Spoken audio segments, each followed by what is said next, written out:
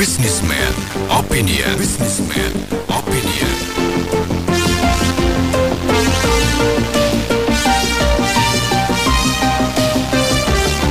Businessman Opinion. Selamat pagi saudaraku sebangsa dan senair, orang-orang baik yang udah ready mau berkarya sebaik-baiknya hari ini. Yang sudah on the way, hati-hati di jalan ya. Biasanya hari Senin itu lalu lintas relatively lebih padat dibanding biasanya. Tadi pagi-pagi Nena jalan ke Pasar juga, waduh udah luar biasa sekali ya. It's okay, jadi tetap waspada. Dan pagi ini berkumpul kembali kita pastinya di Businessman Opinion. Ini adalah forum yang disediakan Pasar bagi siapapun Anda warga negara untuk bersuara ya, menanggapi berbagai fenomena. Banyak sekali hal yang ada di negara ini yang butuh masukan ya. Ini adalah cara kita sebagai warga negara untuk mengawal rumah kita, mengawal negara ya. Jadi silahkan dibuka kesempatan siapapun Anda untuk bersuara. Di Businessman Opinion kita masuk sesi 1 untuk breakfast briefing. Pemerintah berencana menghapus tunggakan yuran para peserta BPJS Kesehatan agar masyarakat bisa kembali mendapatkan layanan maksimal. Tunggakan yurannya mencapai lebih dari 21 triliun rupiah dari sekitar 29 juta peserta. Dan DPR pun setuju dengan rencana tersebut. Apa komentar Anda mengenai rencana pemerintah menghapus tunggakan yuran BPJS Kesehatan ini? Silahkan, ada 2 line telepon yang dibuka, 50918877 dan 0816924924. Di grupnya orang-orang careback, orang-orang keren dan beken, nggak pernah libur loh ya. Sabtu Minggu masih aja rame banget ya. Oke, silahkan Anda juga boleh berkomentar di sana, ataupun Anda yang nonton Nena di TikTok Live Pas FM Radio Bisnis. Hai. Anda juga boleh ya berkomentar di sana, nanti Nena bakalan bacain. Jangan lupa hashtag Indonesia Pintar senantiasa kita gaungkan ya, karena melalui radio ini semua warga negara nyengkuyung kalau orang Jawa bilang ya, bersatu padu untuk memintarkan masyarakat Indonesia dan juga mengawal para penyelenggara negara. The first one is always my beloved Papa. Selamat pagi, Papa Osman. Iya, bagus lah. Ya. Karena selama ini mereka yang korupsi itu kapan diurus? Kapan dibalikin? Ya, jadi pemborosan bukan terjadi di BPJS atau masyarakat banyak. Itu adalah investasi. Ya, masyarakat kalau sehat dan pemerintah juga senang, produktivitasnya naik. Bandingkan dengan makan siang gratis berapa puluh 335 T ya. Buat tahun depan ya. Tahun ini 70-an T lah. Ya, 71 ya. Nah, itu sekian tahun baru menunggak 29 ya. 21 T Pak. 21 ya, kecil lah ya kalau dibanding begitu. Jadi mesti dilihat secara comparison yang tepat ya. Kalau secara nominal ya memang nggak boleh, tapi itu kan subsidi. Nah, jaminan kesehatan buat masyarakat ada yang laba ya. Obamacare juga tekor, makanya diputus sama Trump ya. Tapi itu digonjong ya. Jauh lebih penting ini makan siang gratis ya. Makan siang itu memperbaiki gizi, ini mengobati rakyat yang sakit, yang tidak mampu. Banyak sekali kan sekarang aja masih banyak yang nggak mampu bayar itu ya dalam tunggakan datang berbayar itu. Tapi menurut saya wajib. Mau gimana lagi, rakyat berteriak kalau nggak diambil pemerintah. Aduh, papaku sinyalnya kurang bagus nih. Papa hilang, Papa. Minta maaf, Papa hilang. Selamat pagi, Pak Sepep. Silahkan, selamat pagi, Mama. Mengenai BPJS ini ya, kalau menurut Mama dari sisi yang agak negatifnya mungkin takutnya pengalihan isu.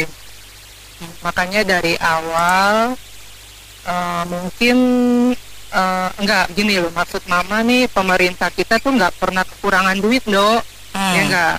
Jadi sebenarnya tuh kita cukup, tapi berhubung dicuri sama para pejabat, oknum-oknum pejabat ya seperti itu.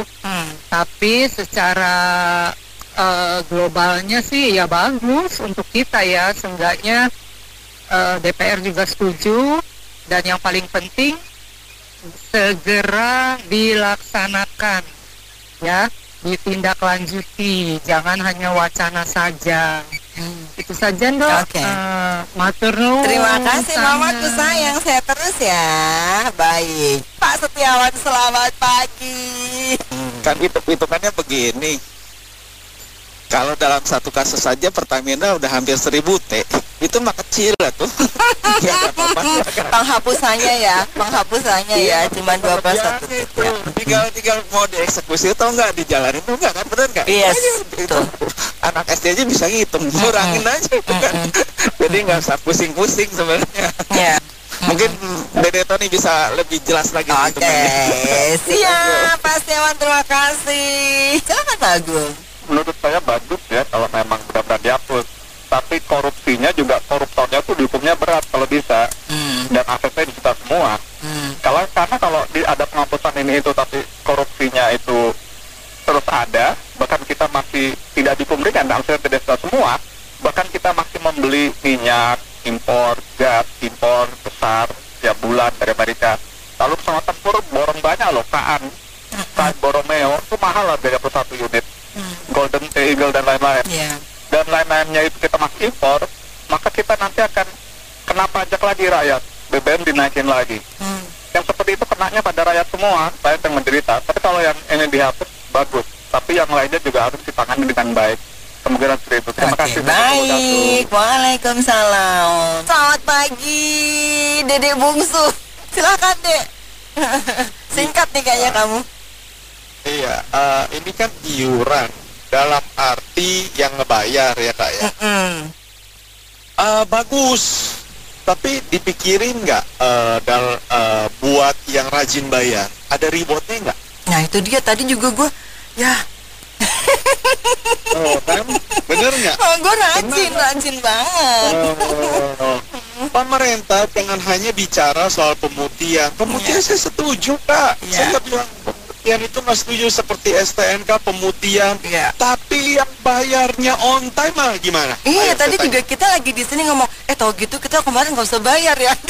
Nah itu lebih baik gua nggak bayar. Jadi harus dipikirin juga formulanya untuk yang rajin bayar, betul nggak Kak? Betul. Dan jadi ada reward ya untuk mereka. Maka ini buat yang rajin bayar kan wajar mereka mendapatkan reward, sementara yang nggak bayar nunggak aja yuk kasih reward. Nah saya melihatnya dari aspek itu, berarti sangat banyak yang udah mau berobat dia baru bayar, habis itu dia nggak bayar, dia udah kelar berobat. Yang sedih lagi Dek, yang sedih ya. Kita nggak pengen sakit, kita bayar terus tapi nggak pernah pakai loh itu loh. Nggak dapat reward lagi. Iya, memang saya juga sama sekeluarga, insurans semua juga, yang swasta juga ya syukur-syukur alhamdulillah ya sehat-sehat ya nggak. Emang kita nggak mau pakai tapi itu sebagai proteksi gitu loh. Tapi itu saya menekankan harus ada reward wajib, karena negara kita itu duitnya banyak, semua juga ngomong Kak. Bangsa kita bangsa yang besar tunjangan pejabatnya. Terima kasih Kak.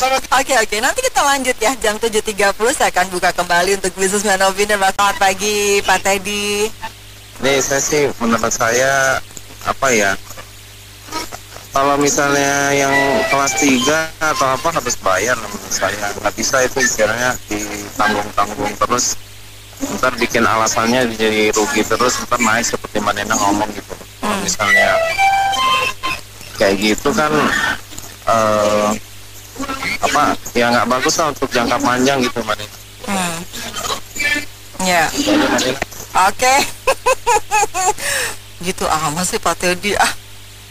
Sabaran ya kalau lagi ngantri ya. Selamat pagi Pas FM. Ronde kedua dimulai. Topengnya copot dulu, nggak kelihatan juga kok. Pas pakai topeng.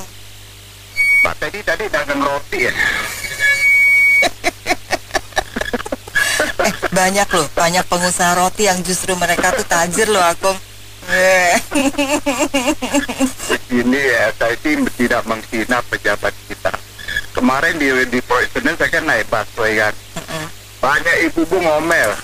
Kenapa? Masa diganti Toyota Rangga? Berarti kamu korupsi dong di promosi Toyota Rangga kan? Bener kan ya? Memang dia sebagai gubernur saya hormati. Tapi dia menjalankan tugas, dia kan digaji rakyat. Kenapa pakai Toyota Rangga? Itu sebenarnya tuh dari zaman Belanda atau nggak? Ya saya sih ngomong berdasarkan. Mungkin gubernur sekarang dia punya engkong, bapak belum lahir udah ada. Kenapa ganti Toyota Rangga? Bener kan Yuna? Saya berani ngomel loh, bener. Udah nggak bijaksana deh gubernur sekarang deh. Mungkin ada kong kali kong saya berani kok depan dia saya juga. Saya berani komentar, saya tuh demi bangsa kita bisa maju dan bener nggak? Buat aku mah ada untung ruginya. Buat Toyota Rangga ya nggak BYD kan, tapi kan nggak masuk akal, bener nggak? Ya dalam benar nih nak. Ya itu. Kembali lagi ke laptop. Daripada seperti ketua MPR, DPR, OJK, MK, KPU apa. Saya lebih percaya yakin Tony punya komentar lebih bijaksana. Bener nggak? Kayak tadi Om Bob bilangnya bijaksana kan pejabat kita bercitra dong. Apa susahnya DPR? Bener nggak? Kenapa saya ngomong kan belak-belakan? Saya itu nggak mau istilah sebelum ngomong maaf. Saya ngomong terus supaya bangsa kita tuh bisa maju. Bener nggak? Nah, itu kemarin deh. Para bapak kirim kita utusan ke Kuwait kan. Itu pameran rapinya itu semua. Nah, karena ada orang jelekin Kuwait itu secara parah itu nggak boleh. Jadi bangsa maju, udah contoh lah bijaksana untuk rakyat kita. So kemarin saya dengar di RT saya di Bekasi, di mana Kalimantan masih banyak semua sekolah SD yang rubuh. Kenapa? Mungkin bangun sekolah rakyat, bener nggak? Itu kan nggak bener, benar. Jadi saya tuh lebih percaya Tony punya komentar tadi lebih bijaksana terhadap bangsa kita daripada pejabat itu hanya omon-omon. Gitu Nena ya, itu aja. Tadi kamu biar Pak Osman dibejenggot ya. Jadi dia bukan ceramah agama dong, biasa dia ceramah agama bejenggot kayak bandot. Ya enggak lah. Terima kasih Agung. Selamat pagi Pangeran Kebenaran dan Kebaikan ya. Kalau terkait sama tema, yang pastinya apresiasi dong. Kan kita kan memang berharap bahwa kebijakan pro rakyat. Terlepas dari ada apakah sebenarnya yang menjadi harapan dari pemerintah dengan agendanya. Tapi yang pasti masyarakat luas dengan kondisi yang sedang terhimpit, apalagi punya kewajiban untuk melakukan hal yang tidak familiar gitu kan. Ada kolek money ini kan nggak familiar kan. Dan kondisi belakangan nih wabah kan lagi ada banyak Bu, batuk, demam itu dan hampir di semua inilah yang anak-anak. Nah, itu mereka ketika berhadapan dengan kondisi kesehatan yang dibenturkan dengan itu. Saya rasa dengan kondisi yang ketika pemerintah mengklaim bahwa ada satu kegiatan yang akan pro rakyat itu apresiasi dong. Ya, tinggal bagaimana efektifnya dan tepat sasarannya. Karena semua hal pasti ada pagu supaya nggak jadi ada pemanfaatan dan tidak tepat sasaran dan lagi tidak berkeadilan yang tadi disampaikan sama teman-teman sekalian. Nah itu patut diakomodir juga. Jadi emang harus berimbang, harus ada kajian, harus lihat data fix apa yang menjadi prioritas ketika ada kecelakaan, ini ada tunggakan nggak bisa Pak harus begini ya. Mungkin itu dulu yang langsung ada sistem otomatis yang ketika harus langsung ada dari pelaku yang medik bilang ini priority langsung on gitu loh, gitu lah. Ya semoga terus menjadi kebaikan, semoga kebijakan terlalu proaktif. Dan Mbak Nena nggak boleh tidur, yang di belakang juga nggak boleh tidur tuh teman-teman yang selalu menyuarakan jangan pernah tidur. Terima kasih. Selamat pagi. Salam Pagi. Oke, selamat pagi Pas FM. Selamat pagi Mbak Nena. Cantik bener suaranya. Dengan Ibu Bunda Aida. Oh iya, udah lama bener Bunda. Diputihkan maksudnya yang kelas berapa itu yang punya tunggaan? Soalnya gini nih, anak itu kan di-offline dari kerjaan sudah 1 tahun, terus bayarnya BPJS dari perusahaan otomatis kan nggak Berhenti, bisa. betul. Nah, itu kan kelas 1. Nah, kalau yang diputihkan itu yang kelas berapa maksudnya gitu. Oke. Kalau yang saya dengar itu yang tadi itu katanya seluruh tunjangan diputihkan gitu, yang punya tunggakan. Apa yang kalau kelas 1 juga iya diputihkan atau gimana kan gitu. Lalu setelah diputihkan itu lanjut terus atau bagaimana? Nah, kalau saya sih usulan saya begini, misalnya yang kelas 3 orang-orang yang kurang mampu itu digratisin aja sekalian, kan nggak masalah. Buat apa itu namanya yang BGN apa itu MBG lah, itu sampai 300 sekian triliun satu hari, 1 triliun. Sedangkan untuk biayai apa itu BPJS yang murah itu yang kelas 3 itu kan paling cuma berapa triliun tiap bulan ya kan, itu tiap bulan. Atau katakanlah 1 tahun kemarin 20 triliun sekarang katanya. Nah, kalau memang kelas 3 itu di free semuanya, itu kan bagus juga. Ya, gitu kelas 3 Ibu, yang diputihkan itu kelas 3 ya, adalah kelas 3. Ya, setelah diputihkan, selanjutnya itu lalu bayar terus atau bagaimana kan gitu. Barangkali saya kan banyak tetangga itu yang kayaknya kurang mampu, tadinya mampu tiba-tiba menurun kan, ekonominya runtuh. Itu sampai sekarang yang saya dengar kalau lagi belanja gitu ya, saya ya soal gini kurang nggak bisa bayar gitulah. Terus saya gini loh, kok diam aja, saya cuman dengar doang, jadi komentar juga saya kan nggak tahu. Saya di BO juga baru ini dengar diputihkan, kok nggak pajak itu loh, pajak apa sih diputihkan, pajak PBB yang harganya sekian miliar diputihkan. Ya, mau ya Bu, itu ngarep ya Bu. Ya ngarep lah. Bener. Iya, matur nuwun. Baik, silakan Dede Tony. Silakan. Jadi gini Kak, jangan jadikan, tadi saya ada bahas sedikit, penunggak pajak itu sama seperti kayak pemerintah ya Kak ya. Kayak pajak nggak dibayar, kendaraan diputihkan, nunggak BPJS dihapus, terus nggak bayar pajak di bisnis dapat amnesti, terus yang tertib dapat apa ya kan, tadi saya ngomong gitu ya. Kalau sampai ada yang sampai bela-belain ngutang buat bayar pajak, emang dipikirin kan gitu ya Kak.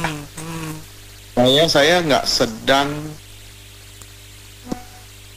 nggak mendukung program baik ini, saya ngedukung itu Kak, state very clear dulu. Tapi buat yang bela-belain bayar, bahkan kalau perlu sampai ngutang bayarin PBB, bayarin mau apa pajak kendaraan, itu apa gitu loh. Gini Kak, saya masuk sedikit ke sistem. Ini sistem BPJS, kalau saya nggak salah, nunggak sebulan udah nggak bisa dipakai Kak. Nah, kenapa utangnya diterusin ya? Saya bingung. Kan dia nggak bisa pakai. Terus dihitung-tunggakan gitu.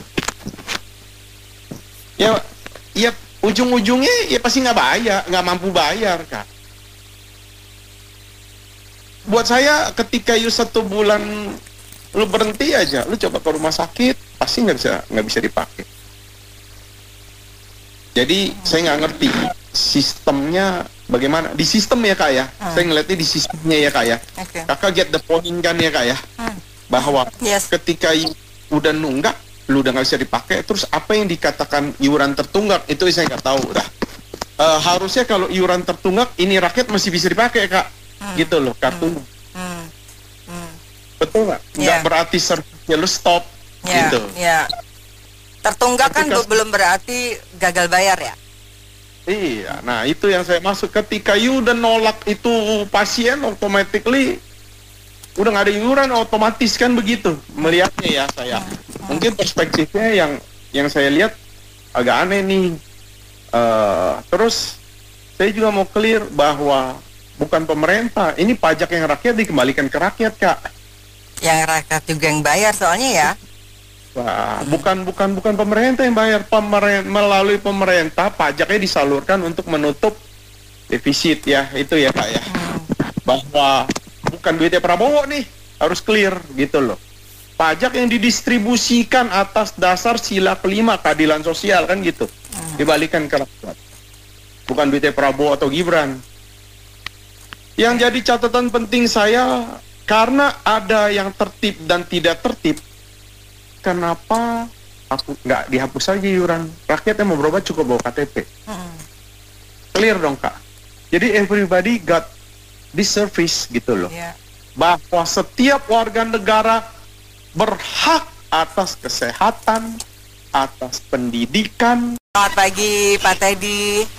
Nih saya sih, menurut saya apa ya, kalau misalnya yang kelas 3 atau apa harus bayar menurut saya. Nggak bisa itu istilahnya ditanggung-tanggung terus, ntar bikin alasannya jadi rugi terus, ntar naik seperti Manena ngomong gitu. Kalau misalnya kayak gitu kan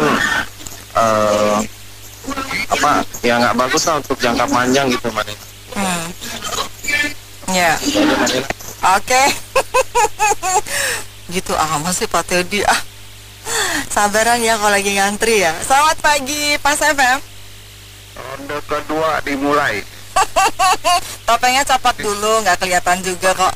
Pas pakai topeng. Pak Teddy tadi dagang roti ya. Banyak loh, banyak pengusaha roti yang justru mereka tuh tajir loh Akum. Begini ya, saya sih tidak menghina pejabat kita. Kemarin di Proyek saya kan naik busway kan. Banyak ibu-ibu ngomel. Kenapa? Masa diganti Toyota Rangga? Berarti kamu korupsi dong di promosi Toyota Rangga kan, bener kan ya? Memang dia sebagai gubernur saya hormati, tapi dia menjalankan tugas, dia kan digaji rakyat. Kenapa pakai Toyota Rangga? Itu sebenarnya tuh dari zaman Belanda atau enggak? Ya saya sih ngomong berdasarkan, mungkin gubernur sekarang dia punya engkong, bapak belum lahir udah ada. Kenapa ganti Toyota Rangga? Bener gak nih, saya berani ngomel loh, bener. Udah gak bijaksana deh gubernur sekarang deh. Mungkin ada kong kali kong, saya berani kok depan dia saya juga. Saya berani komentar, saya tuh demi bangsa kita sebisa maju deh, bener gak? Buat aku mah ada untung ruginya, buat Toyota Rangga ya gak, BYD tapi kan gak masuk akal, bener gak? Ya dalam benar nih ya itu. Kembali lagi ke laptop, daripada seperti ketua MPR, DPR, OJK, MK, KPU apa, saya lebih percaya, yakin Tony punya komentar lebih bijaksana, bener nggak? Kayak tadi Om Bob bilangnya bijaksana kan, pejabat kita bercitra dong, apa susahnya DPR, bener nggak? Kenapa saya ngomong kan belak-belakan? Saya itu nggak mau istilah sebelum ngomong maaf, saya ngomong terus supaya bangsa kita tuh bisa maju, bener nggak? Itu kemarin deh. Para bopek kirim kita utusan ke Kuwait kan, itu babenya, pameran rapinya, PJJ semua. Nah, kadang ada orang jelekin Kuwait itu secara parah, itu nggak boleh. Jadi bangsa maju, udah contoh lah bijaksana untuk rakyat kita. So kemarin saya dengar di RT saya di Bekasi, di mana Kalimantan masih banyak semua sekolah SD yang rubuh. Kenapa? Mungkin bangun sekolah rakyat, benar? Itu kan nggak benar, benar. Jadi saya tuh lebih percaya Tony punya komentar tadi lebih bijaksana terhadap bangsa kita daripada pejabat itu hanya omon-omon. Gitu Nena ya, itu aja. Tadi kamu biar Pak Osman dibejenggot ya. Jadi dia bukan ceramah agama dong, biasa dia ceramah agama bejenggot kayak bandot. Ya enggak lah. Terima kasih Agung. Selamat pagi Pangeran Kebenaran dan Kebaikan ya. Kalau terkait sama tema, yang pastinya apresiasi dong. Kan kita kan memang berharap bahwa kebijakan pro rakyat, terlepas dari ada apakah sebenarnya yang menjadi harapan dari pemerintah dengan agendanya. Tapi yang pasti masyarakat luas dengan kondisi yang sudah terhimpit, apalagi punya kewajiban untuk melakukan hal yang tidak familiar gitu kan. Ada kolek money ini kan nggak familiar kan. Dan kondisi belakangan nih wabah kan lagi ada banyak Bu, batuk, demam itu dan hampir di semua inilah yang anak-anak. Nah, itu mereka ketika berhadapan dengan kondisi kesehatan memang dibenturkan dengan itu. Saya rasa dengan kondisi yang ketika pemerintah mengklaim bahwa ada satu kegiatan yang akan pro rakyat, itu apresiasi dong. Ya, tinggal bagaimana efektifnya dan tepat sasarannya. Karena semua hal pasti ada pagu supaya nggak jadi ada pemanfaatan dan tidak tepat sasaran dan lagi tidak berkeadilan yang tadi disampaikan sama teman-teman sekalian. Nah, itu patut diakomodir juga. Jadi emang harus berimbang, harus ada kajian, harus lihat data fix apa yang menjadi prioritas ketika ada kecelakaan, ini ada tunggakan, nggak bisa Pak harus begini ya. Mungkin itu dulu yang langsung ada sistem otomatis yang ketika harus langsung ada dari pelaku yang medik bilang ini priority langsung on gitu loh, gitu lah.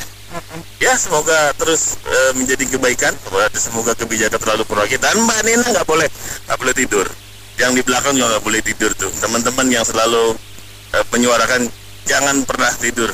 Terima kasih. Selamat pagi. Oke, selamat pagi Pak Sebab. Selamat pagi Mbak Nena. Cantik benar suaranya. Dengan Ibu? Bunda Aida. Oh iya, udah lama bener Bunda. Diputihkan maksudnya yang kelas berapa itu yang punya tunggaan? Soalnya gini nih, anak itu kan dioperasi dari kerjaan sudah 1 tahun, terus bayarnya BPJS dari perusahaan otomatis kan tidak berhenti, bisa. Betul. Nah, itu kan kelas 1. Nah, kalau yang diputihkan itu yang kelas berapa maksudnya gitu. Kalau yang saya dengar itu yang tadi itu katanya seluruh tunjangan diputihkan gitu, yang punya tunggakan.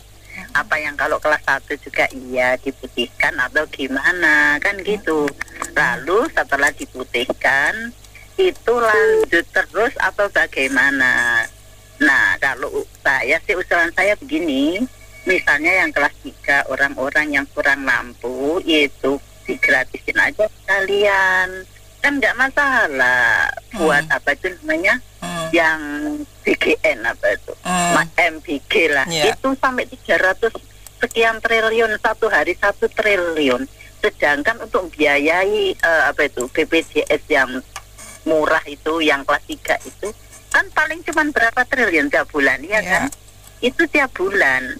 Atau katakanlah 1 tahun, kemarin 20 triliun sekarang katanya. Nah, kalau memang kelas 3 itu di free semuanya, itu kan bagus juga. Ya, kelas 3 Ibu, yang diputihkan itu kelas 3 ya, adalah kelas 3. Ya, setelah diputihkan, selanjutnya itu lalu bayar terus atau bagaimana kan gitu. Barangkali saya kan banyak tetangga itu yang kayaknya kurang mampu, tadinya mampu tiba-tiba menurun kan, ekonominya runtuh. Itu sampai sekarang yang saya dengar kalau lagi belanja gitu ya, saya ya soal gini kurang nggak bisa bayar gitulah. Terus saya gini loh, kok diam aja, saya cuman dengar doang, jadi komentar juga saya kan nggak tahu. Saya di BO juga baru ini dengar diputihkan, kok nggak pajak itu loh, pajak apa sih diputihkan, pajak PBB yang harganya sekian miliar diputihkan. Ya, mau ya Bu, itu ngarep ya Bu? Ya harap lah. Bener. Ya, matur nuwun. Baik, silakan Dede Tony. Silakan. Jadi gini Kak, jangan jadikan, tadi saya ada bahas sedikit, penunggak pajak itu sama seperti kayak pemerintah ya Kak ya. Kayak pajak nggak dibayar, kendaraan diputihkan. Nunggak BPJS dihapus. Terus nggak bayar pajak di bisnis dapat amnesti. Terus yang tertib dapat apa ya, kan tadi saya ngomong gitu ya. Kalau sampai ada yang sampai bela-belain ngutang buat bayar pajak, emang dipikirin kan gitu ya Kak. Saya nggak sedang nggak mendukung program baik ini, saya ngedukung itu Kak, state very clear dulu.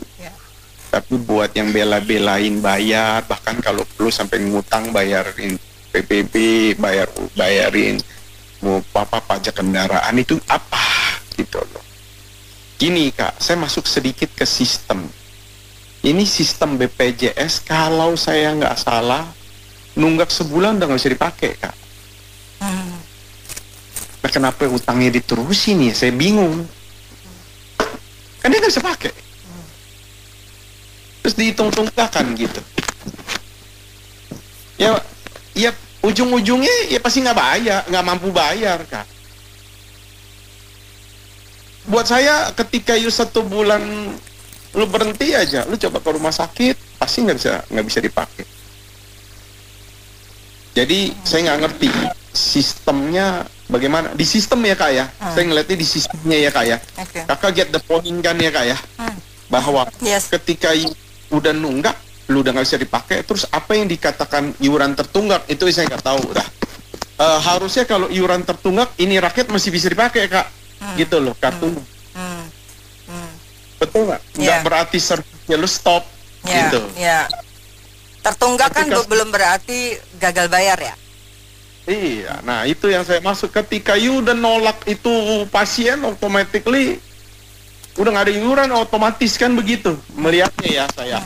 Mungkin perspektifnya yang saya lihat agak aneh nih. Terus saya juga mau clear bahwa bukan pemerintah, ini pajak yang rakyat dikembalikan ke rakyat Kak. Yang rakyat juga yang bayar soalnya ya. Nah, bukan pemerintah yang bayar, melalui pemerintah pajaknya disalurkan untuk menutup defisit ya, itu ya Kak ya. Bahwa bukan duitnya Prabowo nih, harus clear gitu loh. Pajak yang didistribusikan atas dasar sila kelima keadilan sosial kan gitu, dibalikan ke rakyat. Bukan duitnya Prabowo atau Gibran. Yang jadi catatan penting saya, karena ada yang tertib dan tidak tertib, kenapa nggak dihapus saja iuran? Rakyat yang mau berobat cukup bawa KTP. Clear dong Kak. Jadi everybody got this service gitu loh. Bahwa setiap warga negara berhak atas kesehatan, atas pendidikan, atas kesejahteraan, karena itu dilindungi dalam Undang-Undang Dasar 45, gitu Kak ya. Jadi nggak ada lagi nih iuran, cukup bawa KTP. Jadi nggak ada lagi pro kontra, terus gua yang bayar gimana? Ya dirugikan dong. Terus yang nunggak seolah-olah dimaafin atas kesalahannya. Saya sedang ngebela juga Kak. Jadi kenapa nggak bikin skim lu warga negara Indonesia punya KTP, lu ke puskesmas lu berobat gratis aja dengan KTP lu. That's very clear gitu loh. Simple.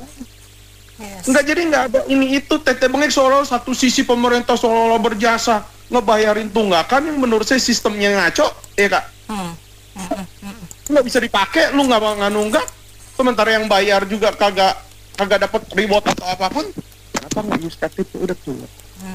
Yang saya stated gini Kak, 20 triliun, 30 triliun, 50 triliun pun Kak, uang cukai kita 200 triliun bisa tutup itu semua. Itu Kak, terima kasih. Selamat pagi. Thank you. Ya pagi, Pas FM. Selamat pagi. Sugeng Genjang, Ibu Peri, monggo silahkan. Ya, selamat pagi untuk semuanya. Temanya ini ya Mbak ya, pemutihannya. Pemutihan tunggakan iuran BPJS ya. 21T.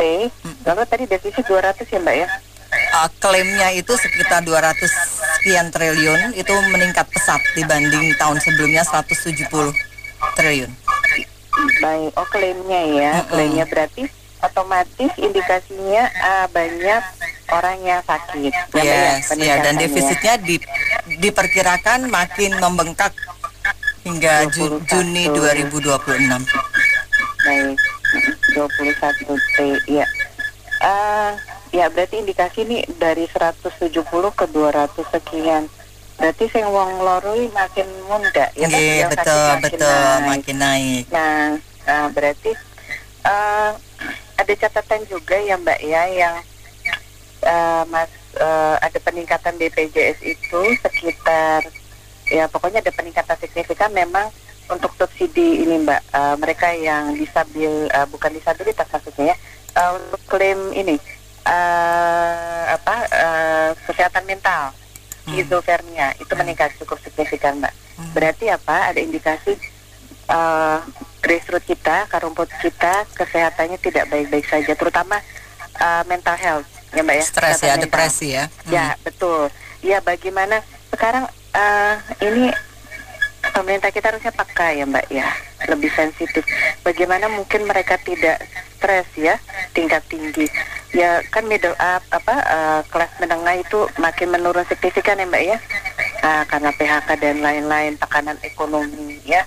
Jadi kalau memang tadi saya sepakat Pak Tony sebelumnya ya, memang kalau normatifnya ya, teorinya lah ya, itu kan di konstitusi kita kan tugas penyelenggara negara apa sih? Memajukan kesejahteraan umum. Jadi yang sejahtera memang umum, bukan hanya legislatif ya kan, yudikatif aja gitu loh ya, eksekutif saja yang sejahtera gitu. Nah ini mencerdaskan kehidupan bangsa. Nah kalau anggaran kesehatan itu kan memang 20% harusnya ya Mbak ya, 20%.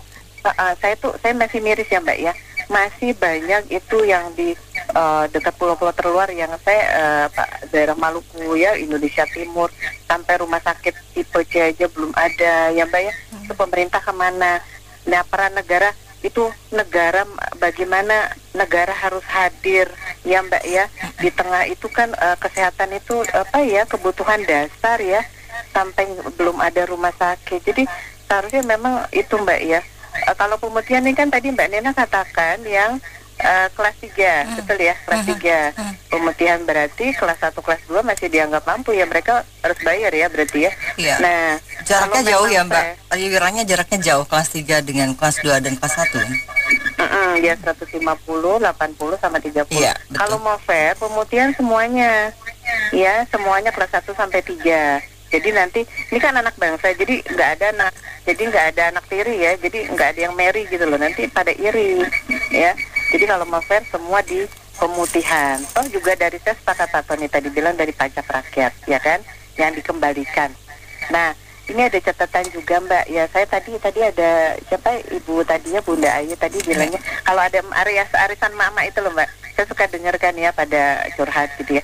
Ini, nah BPJS ini sekarang Mbak mulai tahun ini lucu gitu, saya dengar cerita dari emak-emak itu ya kalau arisan itu.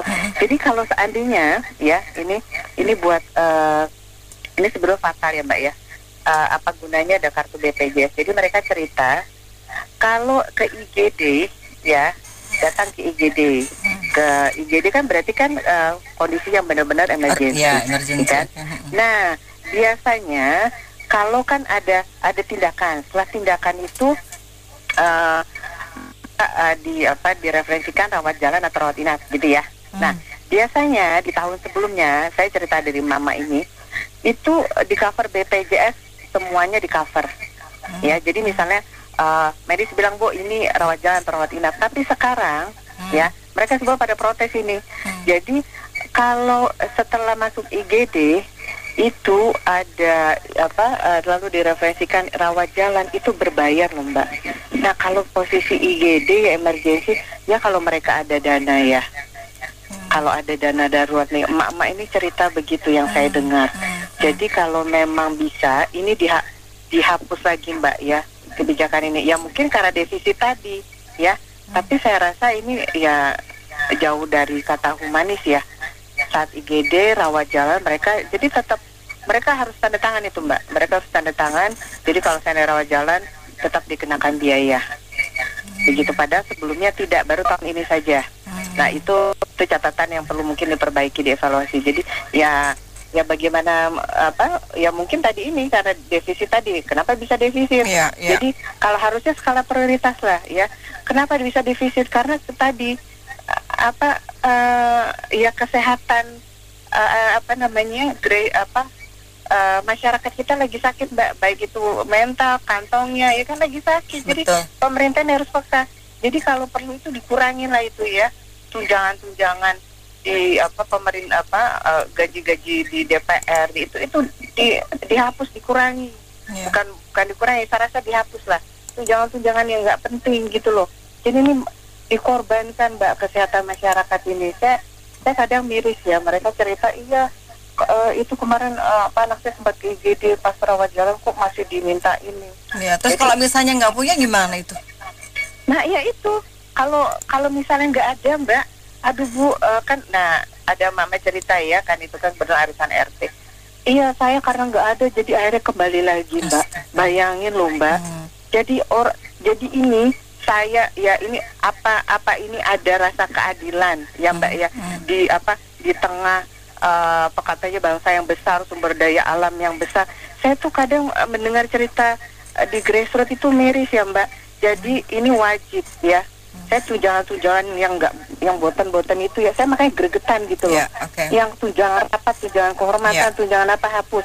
Kalau perlu itu ya, tunjangan itu kan, aduh Pak Debo ini memang saya kadang 100 menteri itu kan ngabisin berapa anggaran untuk mereka cuma-cuma, Mbak.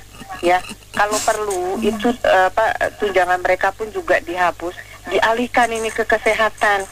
Jadi jangan sampai, saya kasihan terus mereka cerita akhirnya kembali lagi, Mbak, karena nggak ada dana. Baik. Mbak Vina, matur nuwun sangat deh. Selamat siang, pagi deh menjelang siang, Pak Gilang. Silahkan Pak. Ya, sebenarnya saya setuju banget ya kalau BPJS tunggakannya dihapus, tapi dengan catatan ini DPR-nya harus dibubarin. Kalau enggak Mbak Puan Maharani lebih baik mundur dari jabatannya, terus DPR diganti dengan lembaga yang lebih bersih dan lebih berwibawa lagi gitu loh. Soalnya DPR dari dulu sampai dari zaman Soeharto sampai sekarang ini kotor banget ini. Ngeri banget. Ya paling enggak kalau umpamanya DPR nggak mau dibubarin, alangkah baiknya ketua DPR-nya diganti. Terus undang-undang hak perampasan aset ini dibuat lagi. Mana ini janjinya, cuma janji, hanya tinggal janji aja nih. Undang-undang perampasan aset nggak jadi dibuat, ini gimana ini? Gimana negara kita mau keren? Masa kita kalah sama negara-negara yang lain? Negara yang lain aja lebih keren. Barangkali di Malaysia aja bensin aja malah cuma nggak murah, paling di bensin pertama mungkin di Malaysia bisa 5.000. STNK aja cuma berapa itu pajaknya itu.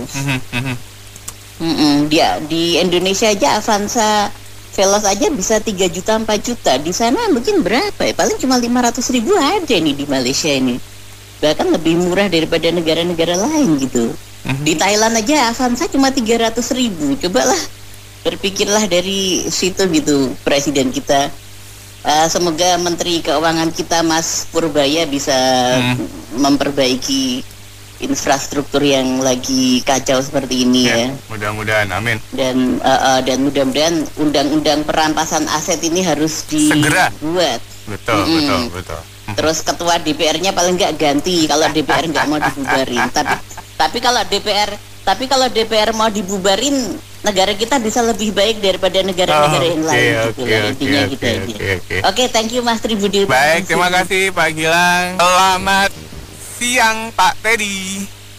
Selamat siang Mas Tri ya? Ya, betul. Gimana nih Pak Teddy? Kalau setahu saya kan BPJS kalau nggak bayar berapa bulan gitu dia nggak bisa nggak ditagih lagi. Iya, benar ya. Kalau yang nggak tahu kelas berapa ya, 480.000 deh kalau nggak salah sih. Nah itu bisa diaktifin lagi, dia ada program namanya cicilan gitu. Nggak tahu bisa setahun atau bisa lebih dari setahun, saya lupa deh. Jadi kan per bulannya itu cuma 30-an lah, nggak sampai 40 gitu. Jadi itu BPJS-nya aktif lagi dan bisa dipakai. Cuma kalau buat rawat inap saya nggak tahu ya. Kayaknya kena dan sebulan setengah gitu loh. Jadi kita harus nanggung 5% kalau misalnya rawat inap. Itu aja. Ya menurut saya sih itu udah bagus ya. Udah fair ya?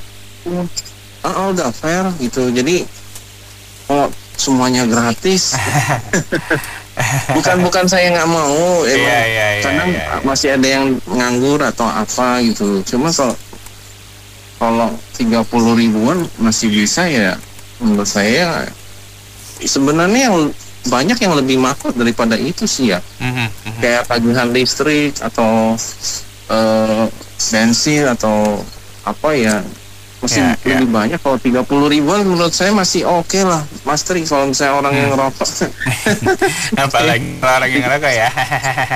Iya, 30 ribu gitu. Menurut saya kalau mau digratisin semuanya, ya pusing juga, ntar dia orang nyari duit nambah, ntar dia mau nyari apa. Naikin pajak nggak boleh berarti nambah hutang akhirnya inflasi akhirnya barang-barang lain naik. Ya sama aja kan, barang-barang lain kita juga nanggung juga, karena banyak kita juga masih ngimpor juga dari luar. Kurs kita kan melemah terus. Jadi ya maksud saya ya kalau misalnya murah ya 30 ribuan ya boleh gitu loh, bayar. Itu aja sih Mas. Makasih. Oke, terima kasih Pak Teddy. Ya, selamat siang. Gimana nih Pak Anton? Apa komentar? Kalau saya itu berpikirnya begini ya. Kalau BPJS itu kan sebetulnya ya saya tuh malu kalau saya bilang saya punya BPJS. Iya. Karena kalau saya ke rumah sakit ditanya, kamu mau bayar pakai apa? BPJS. Waduh, penuh katanya. Waduh, kalau saya mau berobat itu disuruh nunggu, itu kalau lagi mau antri nanti ketemu dokternya itu jam 11 malam baru dapat itu itu loh. Iya, betul. Tapi kalau saya bilang saya punya asuransi Measure Alliance terus dan lain-lain lah ya, asuransi berbayar yang mahal, bayarnya mahal. Oh iya Pak, bisa Pak, itu bisa kita bantu semuanya sampai ke dokternya sampai begitu dan begitu. Kayaknya pelayanan rumah sakit beda banget ya. Iya.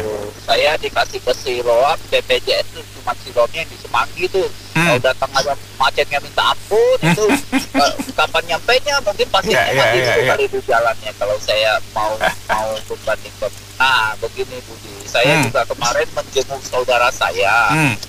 Pakai BPJS masuk ke Usadanya kan ada di Mangga Besar tuh, Mangga 2 atau Mangga Besar itu. Rumah sakit Usada ditaruh di situ, orangnya cuma disapa, cuma bisa matanya doang kali ya, kedip juga susah. Itu dapat 5 hari disuruh pulang pasiennya. Saya astaga itu dokternya Raja Tega juga ya, itu saudara saya loh. Iya. Nggak jauh-jauh amat sih ya, masih sepupu suaminya sepupu saya. Terus saya berpikir ya, itu kalau disuruh pulang orang kayak gini bagaimana? Itu katanya aturan BPJS memang begitu Pak. Bapak hanya boleh 5 hari di situ, setelah itu Bapak harus keluar dulu. Nanti Bapak daftar lagi, kita masukin lagi lah. Kalau pasiennya bisa nunggu, kalau nggak bisa nunggu mati dong ya. Bisa begitu ya? Nah itu yang saya mau keluhan, itu bukan sekali 2 kali saya ketemuin masalah seperti ini dan berkali-kali. Nah akhirnya saya patungan sama keluarga saya bayar yang 1 malamnya itu yang 500.000 buat saudara ini. Tapi alhasil 3 malam juga orangnya meninggal. Jadi itu rumah sakit memang mempasienkan BPJS itu seperti nggak layak gitu loh. Jadi saya sebetulnya tidak masalah ya kalau kita mau bayar mahal sekalipun, tidak ada pemutihan pun kita mau bayar, tapi pelayanannya ya maksudnya tuh jangan di nomor 11, nomor 13 kan kan kasihan lah kita ini kan pembayar rutin dan tidak meminta balasan kembali uang itu kan udah bayar ya kan. Tapi kalau pelayanannya seperti itu, mungkin pemerintah nggak pernah tahu ya kalau kelakuan dokter rumah sakit itu seperti itu. Nah mungkin itu juga banyak orang bilang itu udah rahasia umum, semua orang juga dibegituin. Jadi kamu harus keluar, kalau nggak keluar nggak bisa, 5 hari harus keluar biar pasien mau mati dia mau apa kayak harus keluar gitu loh. Nah itu rasa-rasanya saya nggak usah bayar BPJS deh, biar mati aja di jalan nggak apa-apa lah ya kan. Nah itu sebetulnya ya Mas Budi ya, kita ini ya kalau dibilang pemutihan saya itu sangat senang karena saya kadang-kadang bayar PBB dapat berapa pemutihan, berapa tahun nggak usah bayar dan sebagainya. Ataupun sekarang nih masa-masa pajak yang mobil tuh 10 tahun tuh dari tahun aja itu kan juga pemutihan. Betul. Semua itu kita rasakan ya, itu benar manfaat. Tapi yang kayak BPJS ini pemutihannya kan cuma kategori yang 30 ribuan ya. Jadi sebenarnya tidak terlalu banyak manfaatnya juga ya buat kita-kita ini. Saya rasa itu pemerintah harus berpikir ngatur ulang lah, jangan kayak gini lah. Kalau saya bilang dibikin begini kan rasanya sih banyak orang tidak ada manfaatnya sih, cuman kita punya BPJS juga malu sih ngakuinnya ada BPJS tapi rumah sakit perlakuan kita kayak begini gimana? Contohnya Budi aja lah ya kan, mau datang ke rumah sakit kalau punya BPJS juga pasti Budi nggak mau lah bilang saya punya BPJS. Kalau pada akhirnya kan di nomor 11, 12 kan gitu loh, bukan nomor 2 loh, nomor 11, 12, 13 gitu. Ya banyak orang kan yang ngeluh kalau berobat dengan BPJS itu pelayanannya sangat-sangat tidak manusiawi ya.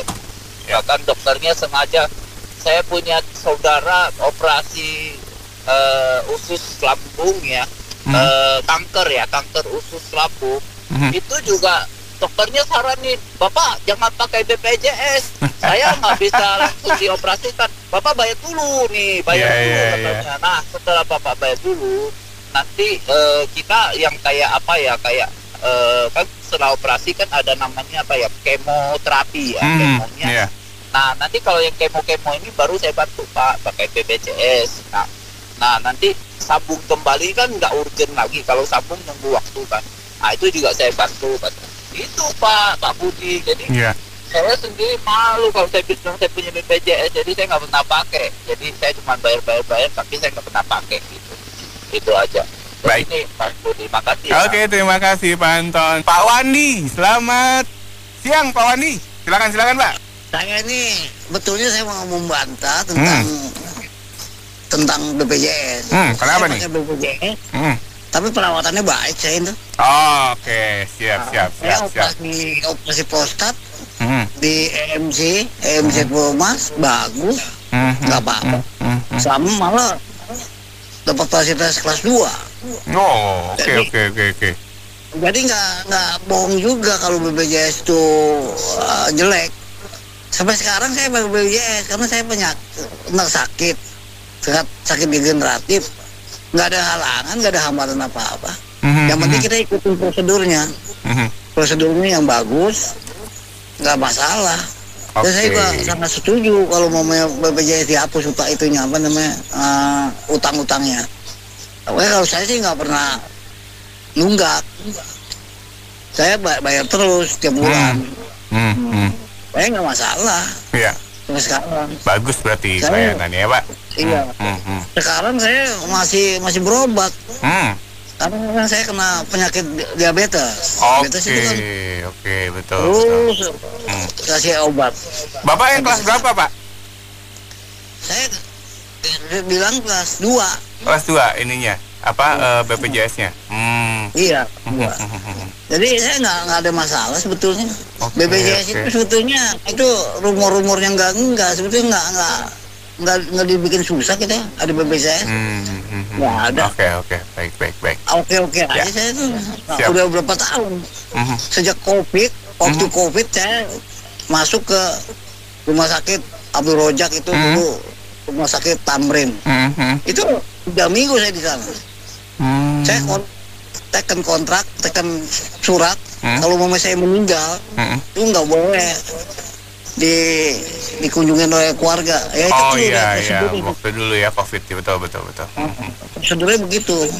Tapi baik.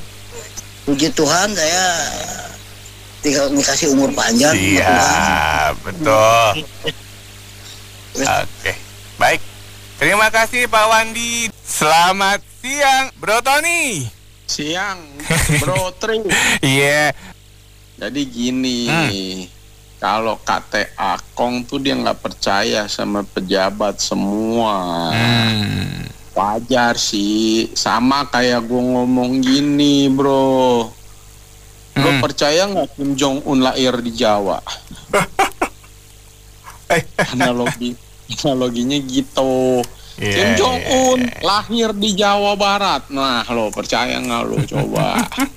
Jadi sama aku kagak percaya gitu. Negara yang birokratnya, ASN-nya seabrek-abrek banyaknya, plus nggak kompeten. Giliran 30.000 rakyat disuruh bayar, katanya disuruh disiplin bayar. Sekarang gini, Tri. Kalau yang namanya BPJS, lu 1 bulan gak bayar aja lu udah gak bisa berobat. Terus gimana judulnya dia nunggak sampai bertahun-tahun, berarti kan kagak dipakai gitu ya. Gue juga kagak ngerti itu sistemnya pemutihan. Buat gue, apakah ini main-mainan juga nggak ada yang tahu nih. Terus kalau bilang rakyatnya beli rokok bisa, bayar BPJS nggak bisa. Bro, lu tahu nggak? 1 batang rokok itu kalau 1.700 peraknya itu cukai, bayar ke negara, bro. Ya betul. 300 peraknya buat si perusahaan rokok. Jadi kalau dia tiap hari sebungkus rokok 20.000, dia 70%-nya 14.000 dia udah bayar ke negara, harusnya sih emang dia nggak perlu bayar lagi BPJS ya. Kalau mau gila-gilaan ngomong gitu loh, karena kita kan di negara gila yang pejabatnya semua pada korup, kagak? Iya, betul juga sih. Uang 30.000 seolah-olah luar biasa besar yang akhirnya menggunung membesar. Sekarang gini, satu negara yang kaya nih, gue lagi ngomong kaya dan bener dah, kalau bahasa benernya susah ya nggak? Kalau namanya lu udah kaya, yang namanya sekolah, kesehatan, transportasi publik, tol, itu semua gretong bahasanya, bro. Iya, betul. Setuju nggak? Iya, kita anak ekonomi nih, bro. Iya nggak? Bicaranya pasti aspek ekonomi. Iya, betul. Kalau kita ngomong sama ASN beda lagi, bro. Iya nggak? Kita harus harus mengganti standar kita lagi nih menuju ke sana, karena mereka nggak perlu kerja aja udah terima gaji, bro. Iya, betul. Tapi intinya ketika satu negara yang kaya, lu masih bicara 30.000, gue kagak tahu, seperti kata Akong, gue mah kagak percaya digratisin. Kalau bisa meres, kenapa harus digratisin, kan gitu. Ya nggak? Di saat semua pejabatnya kita harus tanggung fasilitasnya yang super duper gede, diam-diam dia naikin dana reses, tentu dicolek tuh semua nggak kedengaran lain tuh. Ternyata si maling belum berubah, masih aja demen ngegarong, ya kan? Hidup ini di Konoha itu pejabatnya satu, tukang bohongin rakyatnya. Terus pejabatnya muji-muji presiden. Udah dah lengkap dah tuh, yang presiden doyan dipuji-puji. Udah deh lengkap semua ya. Semuanya sambung menyambung menjadi satu. Udah menjadi benang kusut intinya. Iya. Kalau gini ngomongin apapun ya, bro, jujur aja, lu kayak ngomong polisi itu banyak oknumnya, ya nggak? Itu oknum saking banyaknya gue bingung institusi apa oknum jadinya, ya nggak? Ini udah banyak. Jadi kita kalau mau ngomong ke pejabat, ke penegak hukum, kadang-kadang gue mikir ya, gue mendingan masuk di negara yang namanya BCA, bro. Apaan tuh? Karena satpamnya itu sopan. Nggak ada BCA. Negara BCA, bro. Kalau gue masuk itu dari ujung gue masuk sampai masuk ke ruangan, Ya gue nggak enak dah, gue ntar ngomong soal apa dari sampai gue ke teller itu selamat paginya kagak putus-putus bro, kagak. Padahal dia bukan yang gue yang gaji, betul kagak? Iya, gaji kan iya kagak. Gue lah kenapa dia sopan sama gue? Lah yang si coklat kita yang gaji, boro-boro dia sopan sama kita. Enggak, lu mau gue jalan mau pulus pelicinya dulu mana? Nah itu dia. Di negara kita rakyatnya semua, rakyatnya itu dibikin susah sama hal-hal begini yang seharusnya jadi catatan gua kretong. Betul kagak? Kagak bicara lagi lu ini kelas 1, kelas 2, kelas 3 kagak ada. Emangnya lu lagi sekolah SMP, SMA, ya kagak? Yang namanya pendidikan, yang namanya kesehatan itu sudah amanat Undang-Undang Dasar 45. Kecuali lu udah ubah itu isinya, ya nggak? Pasal 33, pasal 34 lu amandemen deh tuh pejabatnya. Pejabat kalau urusan amandemen buat dia orang sendiri itu paling cepet, kagak usah lu suruh juga dia pasti bikin. Kagak. Nah giliran yang begini ya seolah-olah analoginya Kim Jong Un lahir di Sulawesi, ya kagak. Nah itu aja buat gua. Udah dah, kita ngomong apapun. Gua setuju sama papa tadi yang ngomong, ya enggak. Pejabatnya kasih contoh dulu yang bener-bener, iya kagak. Yang kagak ngelanggar hukum, yang kagak ngelanggar undang-undang, nggak ngelanggar peraturan. Lo percaya kagak di jalanan yang melanggar aja polisi sendiri aja juga ngelanggar kok. Oh iya, betul. Terus teriak-teriak, lu pada pemotor, lu jangan pada ngelawan arus. Mohon maaf ya Bambang, kagak. Yang namanya ngelanggar, yang lawan arus polisi sendiri juga melanggar. Belum lagi motornya kagak ada platnya bro, ya kagak. Spionnya kagak ada. Yang ada dia nangkep kita kagak ada tutup pentil katanya. Lah kocak aja ini negara. Udah, gue sih bukan ngomong lebih baik tau nggak apa? Itu mulai dari presiden, menteri, anggota DPR, DPK, DPA, MA itu semua di-outsource aja dari negara lain supaya bisa maju. Itu aja bro, makasih bro. Oke, thank you bro. Pak Andri, selamat siang. Saya setuju sih kalau dihapuskan karena yang nunggak-nunggak itu kan pasti orang nggak mampu ya. Nggak mungkin yang kelas 1 itu gitu. Cuman yang saya heran gini loh Pak. Indonesia ini 15 besar peringkatnya 10 besar loh. 15 besar hasil sumber daya alam itu dia berada di 10 besar. Kayak batu bara itu udah nomor 3 udah pasti. Nikel nomor 1. Jauh banget itu nikel kalau dibanding sama negara lain. Sawit apalagi nomor 1. Tembaga itu nomor 3.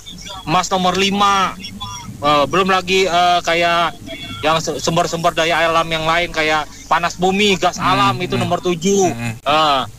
Terus apalagi timah. Ya, pokoknya 15 besar sumber daya alam itu kita 10 besar, Pak. Ada di table. Bayangin aja dari 300 negara di dunia ini kita masuk 10 besar. Duitnya kemana, Pak? Bingung kan? Iya. Bingung nggak? Benar. Saya contoh nih satu negara di seberangnya Inggris. Hasil sumber daya alamnya apa Pak? Cuman panas bumi. Tahu nggak apa? Kesehatan, kependidikan gratis tuh negara. Ya. Cuma satu dia hasilnya di negara dingin. Di negara dingin dia penghasilnya panas bumi. Karena banyak server startup yang berdirikan di sana. Karena kan butuh startup kan server-servernya kan butuh dingin kan ya. Nah di sana kan negara dingin. Nah terus ada satu perusahaan aluminium yang besar banget di sana didirikan karena aluminium kan butuh proses listrik besar banget ya. Karena untuk mengubah logam menjadi aluminium itu butuh listrik besar banget. Nah itu dia panas bumi. Panas bumi itu bisa dihasilkan menjadi listrik, mau jadi AC, jadi apa juga bisa gitu loh. Nah itu yang saya heran itu di Indonesia kemana dia? Kita kayaknya mesti nyomot ini Pak gubernur yang dari Maluku Utara Pak. Tahu kan Pak yang cantik-cantik itu Pak? Iya. Saya mah tahu kalau yang cantik-cantik Pak. Itu bayangin aja itu Maluku Utara dengan APBD terkecil kedua Iya. Kedua di Indonesia, kecil setelah Papua. Setelah Papua Barat, Papua Tengah lah, saya lupa lah. Dia terkecil kedua. Dari 30 berapa provinsi Indonesia, 36 ya. Kurang lebih lah segitu. Iya. Nah, paling kecil kedua. Dia bisa buat kesehatan gratis Pak di sana. Mesin-mesin kesehatan didatangkan pendidikan gratis. Rumah-rumah yang jelek dia bangun lagi buat rakyat miskin. Kayaknya kita mesti datengin Pak. Terus PDB sama pendapatan persentase peningkatan ekonomi daerah itu 36% pertumbuhan ekonominya 2 tahun belakangan ini. Kalah jauh dibanding peringkat kedua itu. Peringkat kedua kalau nggak salah Sulawesi Sulawesi Selatan apa yang punya nikel itu. Nah, ketiga tuh Sulawesi juga, keempat Bali. Kalah jauh, mereka cuma 5-6%. Apalagi dibanding DKI yang cuma 5%. Kalah jauh. Apa perlu kita comot Pak itu Ibu buat jadi presiden kita? Biar kesehatan kita gratis, pendidikan kita gratis, rumah-rumah yang rakyat miskin dibedah, dijadikan layak huni gitu loh. Benar-benar berpro kepada rakyat miskin Pak. Itu saya lihat, saya aja sampai malu. Saya di daerah Banten ya. Di Banten itu ya sorry aja lah saya bilang gubernurnya itu kayak ada nggak ada Pak. Jalan-jalan rusak juga dibiarin. Iya bener Pak. Kita ngomongin apa nih? Jalan penghubung antar provinsi Pak.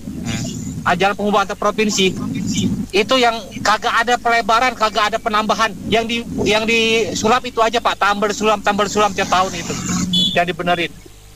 Yang bangun jalan apa Pak? Developer Pak.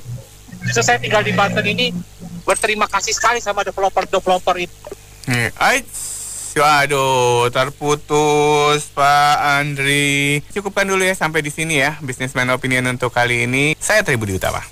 Selamat sore Pas FM, Pak Hendri, silakan. Memang haknya rakyat itu kok, duitnya duit rakyat kok, bukan segelintir manusia itu kan hanya mengelola saja, mengelola untuk kebaikan nggak apa-apa, untuk kemaslahatan rakyatnya nggak apa-apa, tapi segelintir manusia yang mengelola ugal-ugalan, ya dampaknya sekarang ini jadinya, segelintir manusia yang mengelola ini jadinya seolah-olah dia yang punya uang itu kan.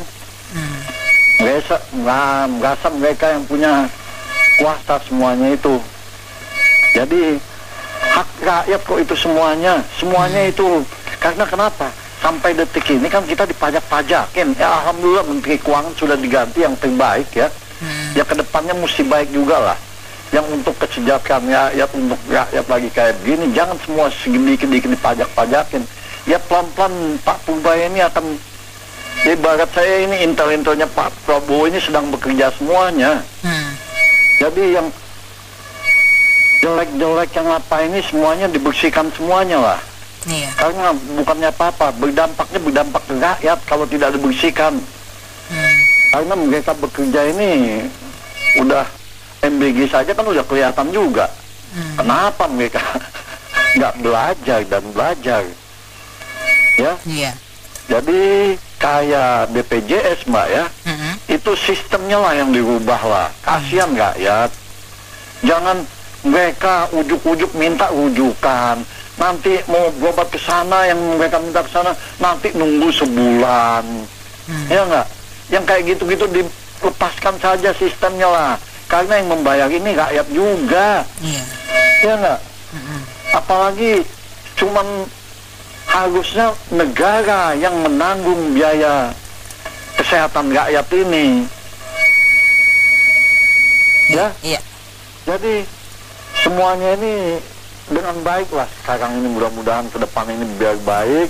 Kalau mau itu kelas 3 itu dibebaskan, mau dari presiden sampai rakyat jelata, itu mereka masukkan dulu kelas 3. Tapi kalau mereka gengsi kelas 3 semuanya dari presiden sampai ke bawah, ambillah kelas 2 itu, dipatok harga yang kemampuan mereka berapa. Jadi disitulah subsidi buat kelas 3 ini. Oh sering ini kan dipukul rata semua, kelas 3 sekian, kelas 2 sekian, ada tarif-tarifnya, eksklusif jadinya.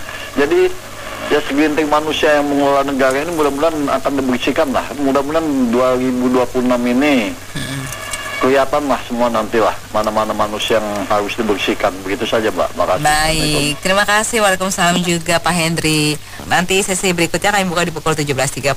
Saya Anita Wijaya. Oke, selamat malam Pak Audi.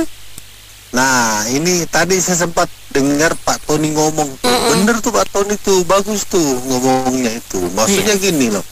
Seharusnya ini kan pertama gini. BPJS itu kan berlaku sebenarnya tidak fair. Sekarang ada orang ya nunggak sebulan, langsung nggak boleh mendapat atau sebulan atau 2 bulan ya.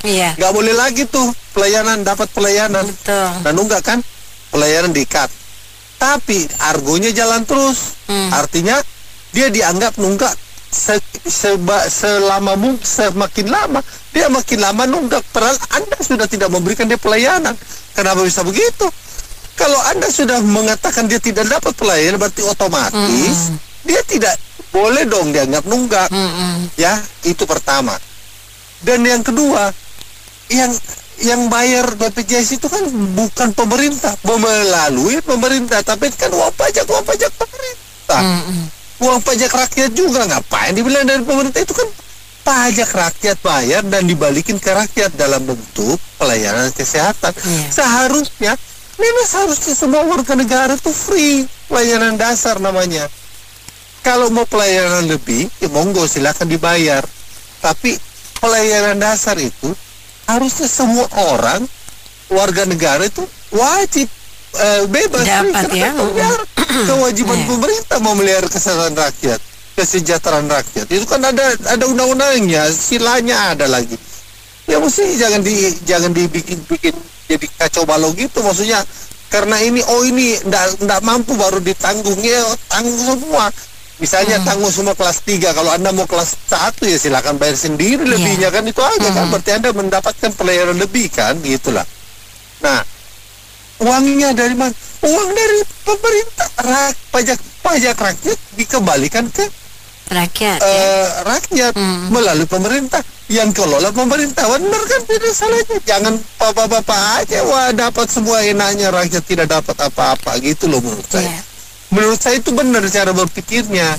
Nah, kembali lagi, mau nggak pemerintah ini melakukan perombakan sistem seperti ini? Jadi jangan lagi semua orang rakyat Indonesia berobat pakai KTP, boleh dilayani, selesai urusan.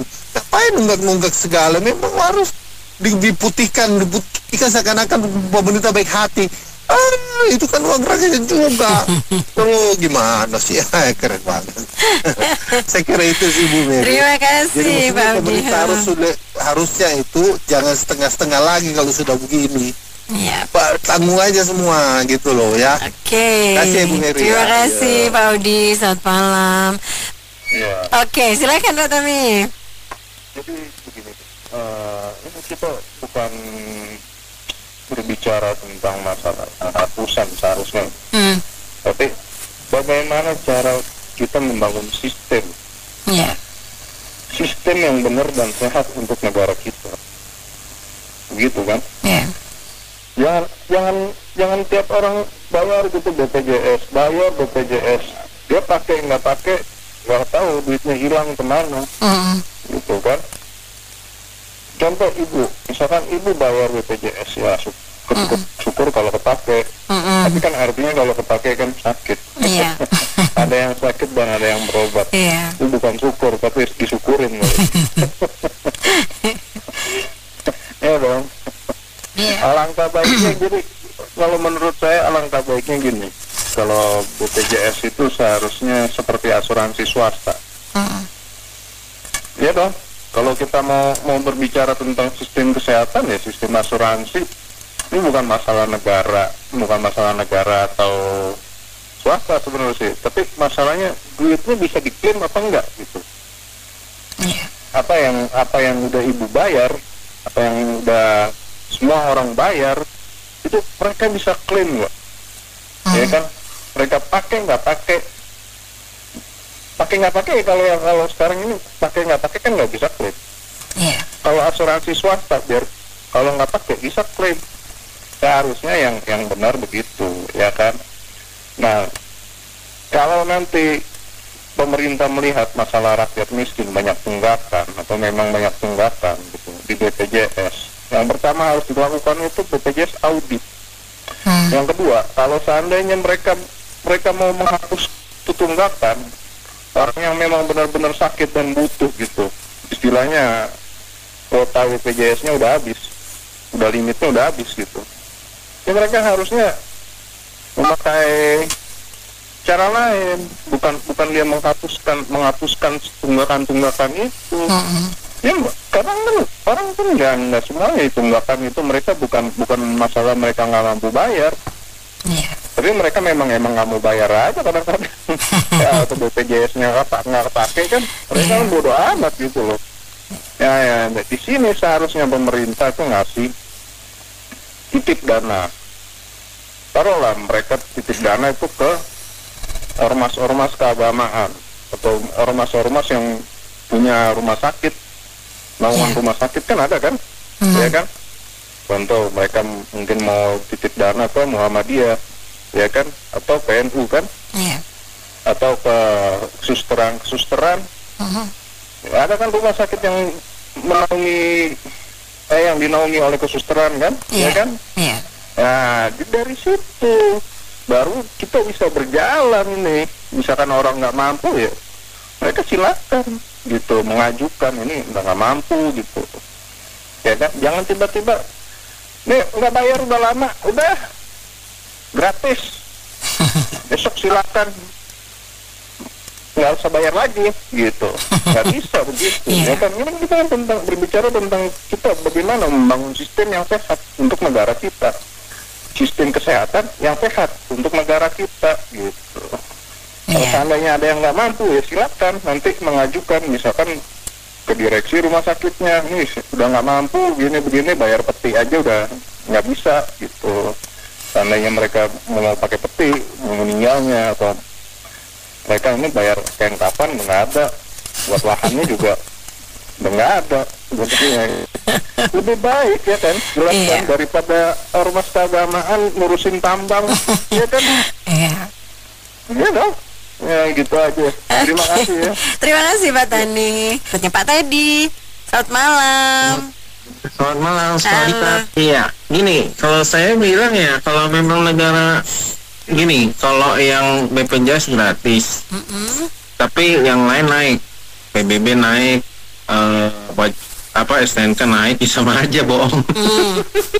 Yang lain naik lebih banyak daripada gratis BPJS-nya gitu. Iya.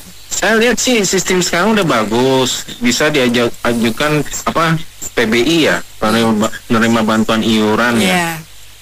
Tapi emang urusnya itu emang harus ke kantornya dan harus, saya nggak tahu ya apakah bisa langsung ke puskesmas atau enggak. Jadi kan bisa dibikin gratis, itu bisa. Jadi ini cuma kayak dibenahi aja sistemnya jadi lebih mudah gitu loh. Jadi mungkin kalau emang benar-benar orangnya di PHK nggak ada yang bisa bayar, ya udah dia berhak dapat gratis gitu. Tapi yang kalau misalnya dia bisa bayar, ya dia harus bayar gitu loh, meskipun 30.000 ya menurut saya gitu loh. Nah mungkin itu loh istilahnya ditanggung-tanggung terus sama APBN atau gimana gitu. Saya bukan bilang itu kan ada dari pajak-pajak yang lain gede, dari tambang segala macam yang korupsi gitu. Iya saya tahu sih, kalau misalnya itu diberesin harusnya sih bisa gratis. Cuman ya kita lihat keadaannya bisa nggak sekarang gitu loh. Ya kan, kalau nggak bisa kan nutupnya gimana? Kecuali bener-bener nih kalau yang korupsi bener-bener udah asetnya diambil semuanya. Jadi istilahnya udah bener-bener mungkin di bawah 2% atau gimana gitu tingkat korupsinya mungkin bisa gitu. Cuman kan kalau misalnya memang belum bisa gimana? Masa ini aja kereta cepat apa tuh? Pak Purbaya katanya nggak mau pakai APBN bayar utangnya. Gimana tuh? Iya semuanya pakai APBN, semua pakai APBN. Waduh saya bingung deh. Gitu gimana? Cetak duit atau minjem uang utang lagi gitu kan? Makanya jadi kalau misalnya yang bisa bayar ya bayar. Kalau mau dibikin lebih ini lagi, mungkin 150.000 terlalu mahal. mungkin yang pekerja diturunin jadi berapa gitu loh. Intinya nggak bisa kayak dilosin semua sih menurut saya ya. Meskipun harusnya bisa gratis gitu aja. Mbak Mary, makasih. Oke, terima kasih Pak Teddy. Pak Agung, selamat malam Pak Agung. Assalamualaikum warahmatullahi wabarakatuh, Mas Beni. Waalaikumsalam Pak Agung, gimana nih Iya. Pak? Tunggakan justru mau dihapus, sedangkan kita yang rajin bayar kagak lagi Pak. Iya, ini kan sebelum ini ya kan kelas menengah pada turun ke kelas 3.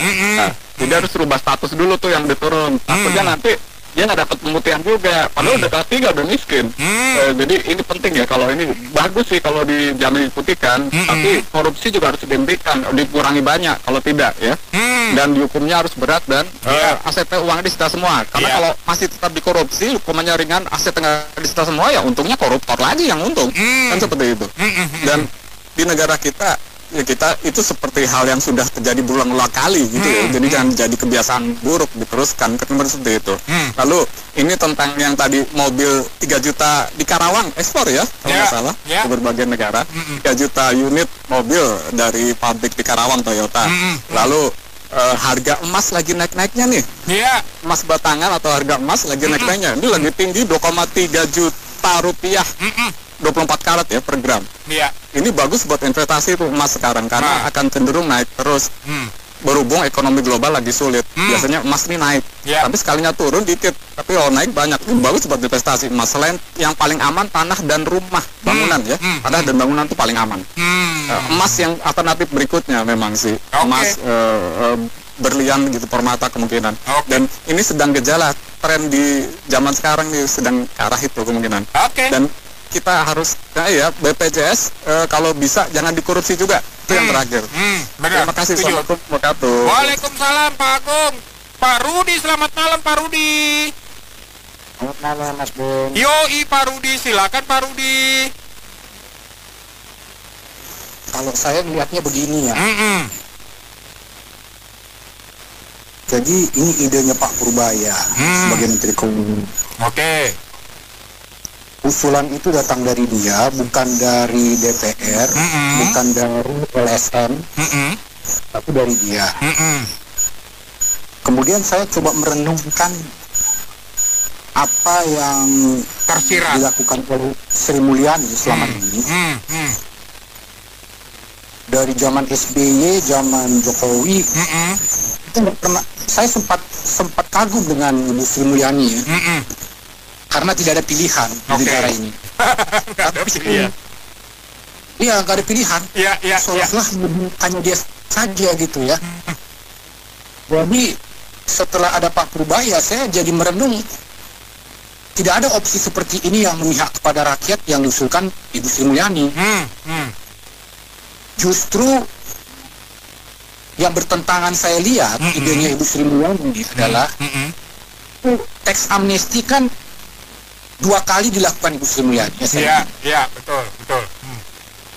Dan itu lebih menguntungkan korporat atau korupsi atau institusi atau perusahaan besar yang tidak sebanyak BPJS yang 29 juta orang gitu loh. Benar. Satu korporasi aja itu bisa sampai 100 triliun kalau nggak salah. Bicara teks amnesti ya. Sementara ini 21 triliun dibandingkan sama kemarin 200 triliun yang diluncurkan Purbaya, kecil sekali. 1 triliun itu untuk beberapa tahun loh. Mencakup 29 juta orang. Bayangkan coba, karena perhitungannya 60% duit negara ini itu dipegang oleh 2% orang kaya. Jadi teks amnesti itu hanya melibatkan, saya rasa nggak sampai 1 juta orang untuk orang kaya itu. Jadi kita bisa merenungkan ini apa yang gebrakan yang dibikin Pak Purbaya. Kemudian dia menolak kemarin ketika diusulkan teks amnesti. Dia bilang, jadi main-main ini teks amnesti. Mau kita bikin lagi, orang udah jadi ngelunjak nggak bayar pajak. Ngarap ada teks amnesti lagi gitu ya. Keberpihakannya Pak Purbaya ini kelihatan sekali kepada rakyat kecil. Oke.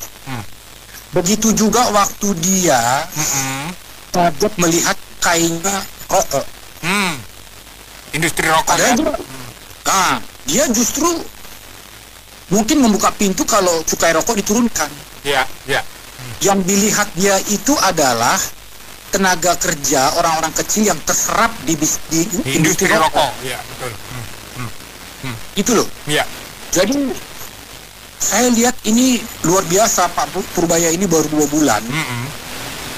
Itu keberpihakan kepada rakyat itu kelihatan nyata itu.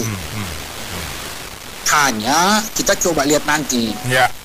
Kalau para oligarki dan koruptor sudah bersatu, apakah nanti nih Pak Purbaya juga akan diahokkan juga gitu loh. Iya, benar. Benar. Thank you Pak. Thank you ya Pak. Bang Tony, selamat malam Bang Tony. Katanya pemerintah mau menanggung iuran BPJS. Aco, yang ada rakyat tanggung hidupnya mereka, bro. Mau berbuat baik padahal merakyat keluarganya, fasilitasnya yang ditanggung itu mereka itu. Ibarat kalau buku tuh era Kartini habis gelap terbitlah terang. Mereka kan habis tunjangan rumah terbitlah langsung tunjangan restes. 702 juta ya. Ngeri banget ya nyolongnya ya. Nyolongnya nggak karuan. 50 juta dibuang, 702 juta diambil. Emang negara Konoha penjahatnya maling semua, bro. Aduh.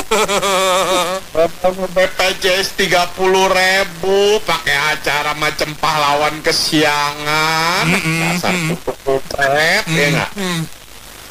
Jadi sekarang kalau masalah gini ribut ya, bro, bener. Kasihan yang udah bayar, tapi kalau yang kita juga 30.000 nggak sanggup.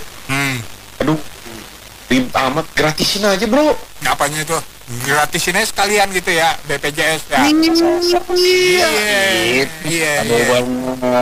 Jadi nggak ada yang saling iri-irian bro. Kata yang mau berobat monggo langsung. Ibarat Beni Ramadi mau berobat, bawa KTP langsung ke puskesmas. Benar, setuju. Daripada gue nonton tadi barusan MBG bro, jadinya di tempat sampah itu makanan. MBG? Itu di Kerawang gue barusan nonton, semuanya dibuang, cuman susu yang diambil, sisanya dibuang bro. Aduh.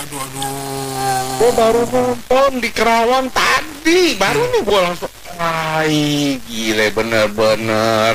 Lu istilahnya ya bro, 71 triliun tahun ini, tahun depan 300 triliun. Ya ilah, Masya Allah, itu buat berobat mah lebih dari cukup lah bro. Kagak, itu 1 tahun lo, gila nih negara gimana ya. Udah 71, 53 nya nggak tahu hilang kemana di kantong Beni Ramadi. Buktinya kita masih siaran, masih kere. Lu kere kan, so kere aja lu mah. Negara ini, aduh, udah namanya amanat undang-undang, namanya sekolah udah gratis, yang namanya pendidikan sama kesehatan dan kudu gratis, wajib gratis. Jadi kita nggak usah berdebat bro, nggak usah ngiri-ngirian bro, kagak? Iya. Negara kita duitnya banyak, kenapa? Menteri aja bisa sampai 100-an. Kalau lu ngomong susah itu alasan aja supaya apa? Nggak bisa turun dana buat rakyat, jadi susah lah. Kalau lu lihat nih kenaikan tunjangan, jumlah menteri, emang nunjukin kita lagi susah bro. Fasilitas mobil eselon 1 900 juta, emang kita lagi susah bro? Kagak. Itu pemerintah pura nimpe terus, Iya, sampai ada istilahnya negara ini nih emang semuanya salah, bro. Polisi salah tangkep, enggak. DPR salah transfer, enggak. Sampai PSS salah pilih pelatih, bro. Udah, bentar lanjut lagi kasih yang lain. Makasih, bro, sama Oke, thank you Bang Tony. Pak Heri, selamat malam Pak Heri. Waduh, larut malam, bro. Yoi. Oke. Ya, gua punya pandangan gini, ini tema. Kita nggak tahu entah siapa yang putusin, mau Purbaya kek, mau apa kek. Itu iuran diputihkan. Pertama, itu tidak mendidik. Betul. Tidak memberikan jawab, tidak memberikan disiplin. Kedua, ini iuran kan nunggak kan.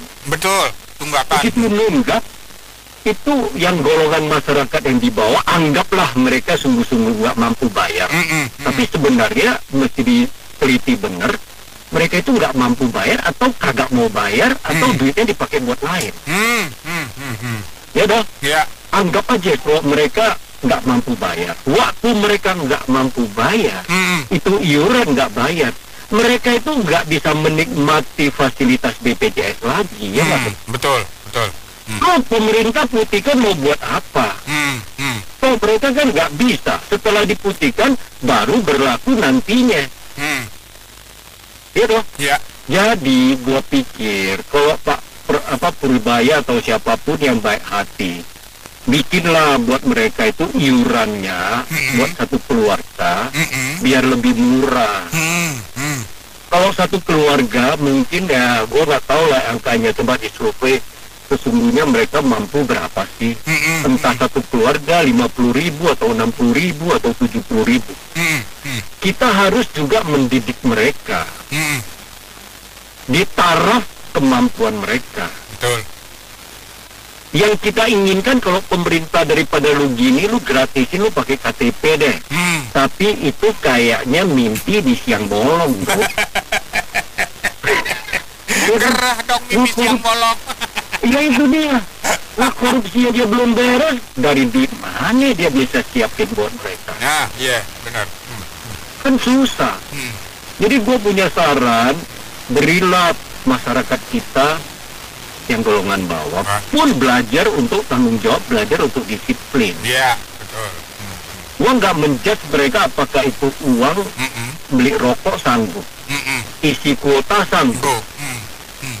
Ya dong. Juga mereka harus belajar untuk bayar. Biar pemerintah kasihlah subsidi golongan bawah lebih besar. Iurannya anggap aja satu keluarga 4 orang. Dimurahin dan mereka wajib untuk bayar, belajar. Nggak bisa begini terus. Termasuk juga pemutihan STNK, pemutihan inilah, pemutihan itu. Kalau kita maunya kita hitam diputihin, bro, orang Korea. Mahal ongkosnya sekarang. Nah itu dia. Ini pun sebenarnya, bro, ini pun mahal. Iya. Mereka yang puter-puter diputihin juga ada triknya. Itu juga masuk kantong ntar kali. Aduh, capek deh kita urusin gini. Terima kasih, thank you. Terima kasih Pak Heri, thank you juga.